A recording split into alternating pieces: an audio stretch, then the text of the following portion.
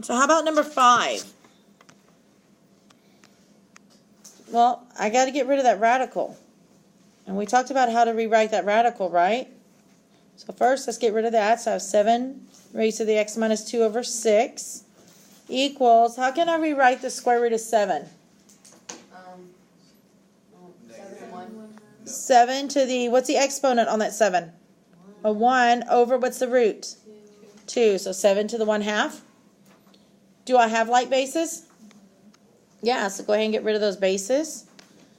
So x minus 2 over 6 has to equal 1/2. Okay, so how do we solve this now? Cross multiply? Yeah, it's one fraction equal to another fraction, so you can cross multiply, or you can multiply by one denominator and then the other if you needed to. So if I cross multiply, we have 2 times x minus 2 equals 1 times 6.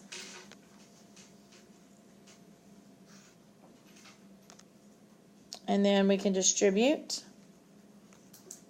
So 2x minus 4 equals 1 times 6 is 6.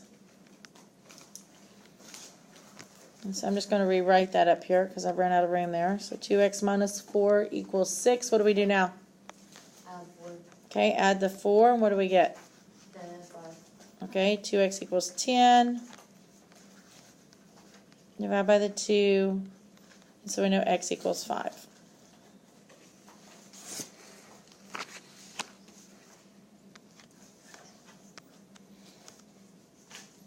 Okay, on number 6. Any questions on 5? On 6. Can I take 8 down to the base of 4? No, but will 8 and 4 both go down to the same base? 2. So 8 is 2 to the 3, and then it's to the 1 minus x, equals 4 is 2 to the, good, to the x plus 2. Now what are we going to do with those exponents? Multiply, but be careful. Remember that means this 3 is going to get multiplied to both of them, and that 2 is going to get multiplied to both of those, okay? Because we would distribute. So when I do that, I get 2 to the, good, equals 2 to the, 2x plus 4. very good. And now what are we going to do?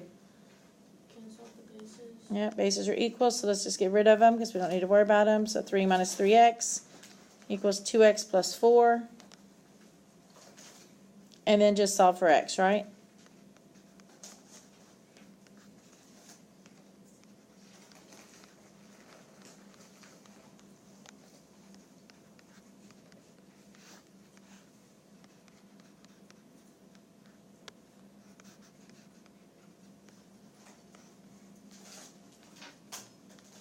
And we should get x equals negative 1/5. Okay, so I erased a little bit of number 5 already there, so we have a little room to see it. What's wrong with 7? Can E not be on the bottom? Yeah, well, e can be on the bottom, but we need like bases, so we don't need a fraction, do we? So how can I bring this, oops, let me turn my pen back on. How can I bring this up to the top?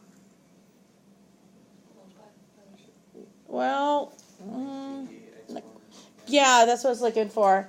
Yeah, because if I try to multiply by that, then it's just going to move it to the other side, and it'll get a little confusing. It might be able to work that way, but the easiest way is going to be to change our exponent, because remember, a negative exponent made it go to the bottom, right?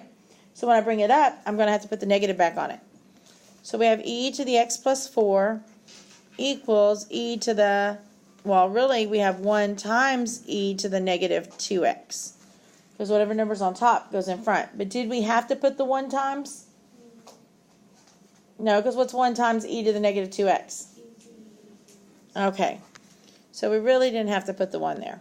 So I'm going to go ahead and just erase it this time. So the 1 is because it's the number on top? Yes. So if there was a 2 there, it would be 2e? Yes, if there was a 2 on top, it would be 2 times e to the negative 2x. All right, so just remember, too, on that negative, guys, anytime you cross that fraction line or that divide line, your exponent will always change signs. So now we're just solving again. Do I have like bases? Yep. Yes, so we don't have to worry about them. So we know that x plus 4 has to equal negative 2x. And let's solve for x.